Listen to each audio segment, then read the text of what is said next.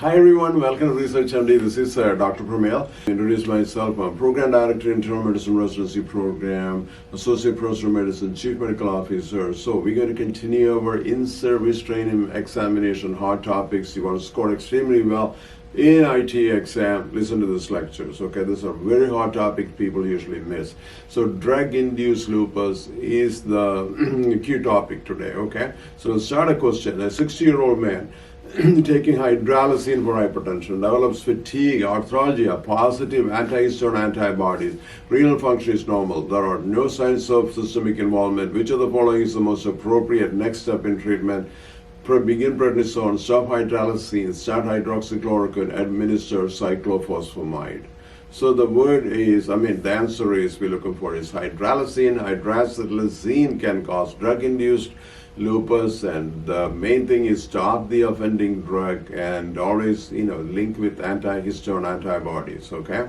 It occurs due to immune complex deposition by certain medication. We talk about procainamide, hydralazine, isoniazid, minocycline. Drug-induced modification of self-antigen leading to autoantibody production, especially anti-histone antibodies, okay? Clinical presentation usually similar to lupus, fatigue, fever.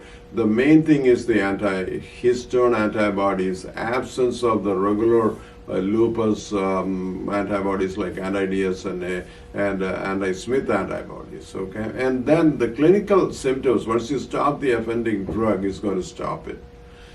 First line treatment, of course, discontinue the offending drug, hydralazine, procainamide, INH. Symptom management, corticosteroid if there's persistent severe symptoms, okay? It can take like week to months to the symptoms to go away. Question number 2, a 55-year-old woman on long-term INH for latent tuberculosis present with the fever, joint pain, pruritic chest pain. Her ANA and anti-histone antibodies are positive. And what's the next step in the management? Start methotrexate, stop isoniazid, administer IV methylprednisolone, order a kidney biopsy. Now the answer is again anti-histone antibody positive, drug-induced lupus, and offending drug here is isoniazid. Stop the isoniazid. Okay. Now third question: a 45-year-old man present with the fatigue, arthralgia, myalgia, new rash over the cheeks, ANA positive, anti-dsDNA negative, anti-histone antibody positive, complement level normal. Which of the following is the most likely diagnosis? SLE, drug-induced lupus, mixed connective tissue diseases, rheumatoid arthritis, polymyositis. The answer is drug-induced combined with anti-histone antibodies and absence of the regular markers for the lupus. Okay, another question: 60-year-old woman, atrial fibrillation, present with the fatigue, joint pain, low-grade fever. She's taking warfarin, diltiazem, and procainamide.